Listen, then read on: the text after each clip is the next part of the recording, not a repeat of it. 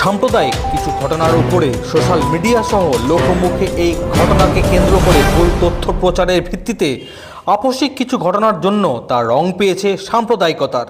তাই কোনো ঘটনার পুঙ্খানুপুঙ্খ যাচাই না করে কোনো সামাজিক মাধ্যমে তার প্রচার আইনত দণ্ডনীয়, যা সমাজে সুশৃঙ্খলা বজায় বাধাপ্রাপ্ত করে।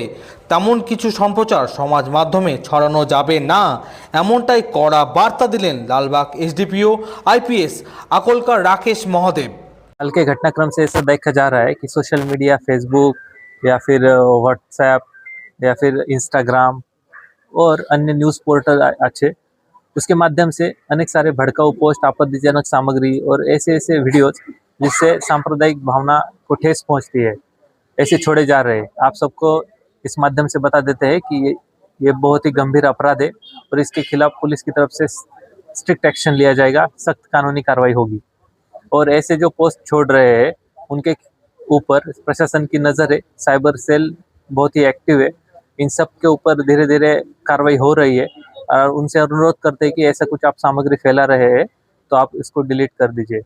और इस माध्यम से हम बताना चाहते हैं कि समाज में सबकी एक दायित्व है कि आप सब ऐसे कुछ भी भड़काऊ पोस्ट या आपको मिले तो आप तुरंत पुलिस को जानकारी दीजिए, तो पुलिस की तरफ से वो डिलीट करने का और उन लोगों पे एक्शन लेने का काम किया जाएगा।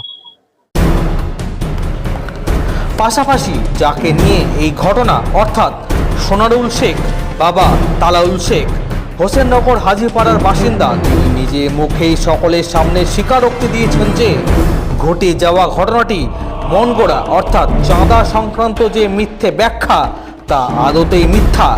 মূল ঘটনা হলো তার ব্যক্তিগত আপসিক কিছু ঘটনার কারণে তার এই পরিণতি ঘটেছিল। তাই যে আজ সকলের সামনে নিজের ভুল স্বীকারের মধ্যে দিয়ে সকলের উদ্দেশ্যে ক্ষমা প্রার্থনা করেন। ঘটনাটা কি হয়েছিল একটু সবার সামনে একটু বলো। যে ঘটনাটা হচ্ছে ব্যক্তি ব্যাপার, যে কথাটা দিচ্ছে আপনার যেটা হয়েছে ওটা পুরো মিথ্যা কথা, ওই চাঁদাটার জন্য, তার জন্য আমি ক্ষমা চাই আপনাদের কাছে।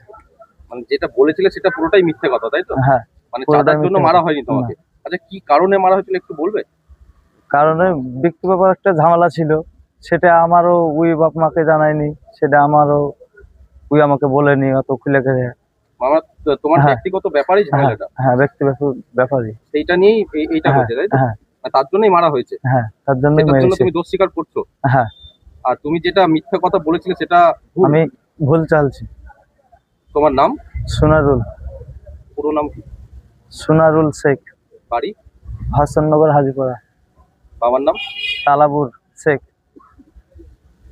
তাই সকলের উদ্দেশ্যে একটাই বার্তা, কোনো সাম্প্রদায়িক ও সামাজিক ঘটনার সম্পূর্ণ ভেতরের তথ্য না জেনে সামাজিক মাধ্যমে তার প্রচার করবেন না। এই বিষয়ে কি বললেন শুভ বুদ্ধি সম্পন্ন ব্যক্তিরা, শুনে নিন তাদের মুখেই। একটা ঘটনা ঘটেছিল, সেটা সকাল নাগাদ একটা সোশ্যাল মিডিয়ার মাধ্যমে আগুনের মতো ছড়িয়ে গেছিল খবরটা, যে সরস্বতী পুজোর চাঁদা চাওয়ার জন্য ওখানে একটা হিন্দু মুসলমান ঝামেলা হয়েছিল।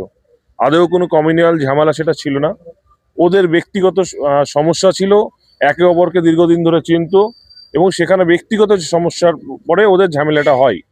সেই জায়গাটা একটা মিসলিড হয়েছিল, মিসকমিউনিকেশন হওয়ার জন্য সেটা একটা হিন্দু মুসলমান আকার ধারণ করেছিল এবং বিভ্রান্তিকর খবর ছড়িয়েছিল। তার জন্য ও নিজেও ক্ষমা চেয়েছে এবং যারা সোশ্যাল মিডিয়ার মাধ্যমে এই ঘটনাগুলো রটে গেছিল এবং মানুষের কাছে বার্তা পৌঁছে গেছিল, নানা মানুষ এসে কিন্তু সেখানে জমায়েত হয়েছিল, তারা কিন্তু আদৌ জানতো না ঘটনাটা কি। তো উনি সকলের কাছে হাত জোড় করে ক্ষমা চাইলেন যে এই ধরনের ভুলের জন্য, যে এই ধরনের ভুল তিনি করতে আর ভবিষ্যতেও করবেন না, এর অজ্ঞত কারণে হয়ে গেছে।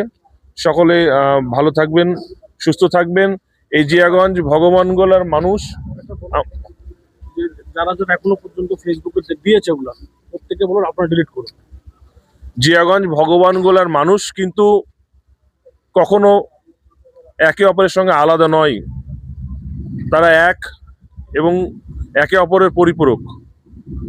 আমরা সাবিরের সঙ্গে সুবীরের ঝামেলাটাকে কখনো কোনোদিন ধর্মীয়ভাবে ভেবে দেখিনি, ব্যক্তিগতই ভাবতাম, কিন্তু এটা কোনো কারণ হোক ভুল হয়েছে। এবং সকল বন্ধুদের কাছে আমরা অনুরোধ করবো, যারা ফেসবুকে লাইভ করেছো বা ইউটিউবে, ইনস্টাগ্রামে, বিভিন্ন সোশ্যাল মিডিয়ায় প্রচার করেছো, তাদের কাছে আমাদের অনুরোধ, এই ধরনের পোস্টগুলো আপনারা ডিলিট করবেন। সকলে ভালো থাকবেন, সুস্থ থাকবেন।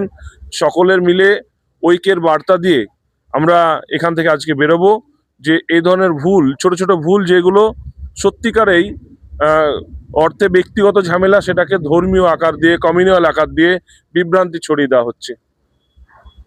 সকলে ভালো। দেখুন, প্রথম কথা হচ্ছে সোশ্যাল মিডিয়াটাকে আমার মনে হয় সবথেকে ভালো কাজের জন্য ব্যবহার করা উচিত। কিন্তু আজকে যারা ভাবছে যে আমি ভিউয়ার পেয়ে যাব, এখানে কিছু সোশ্যাল মিডিয়া ফেসবুক থেকে ইনকাম করার জন্য মিথ্যে খবরকে সেটাকে ভাইরাল করে দেওয়া হচ্ছে।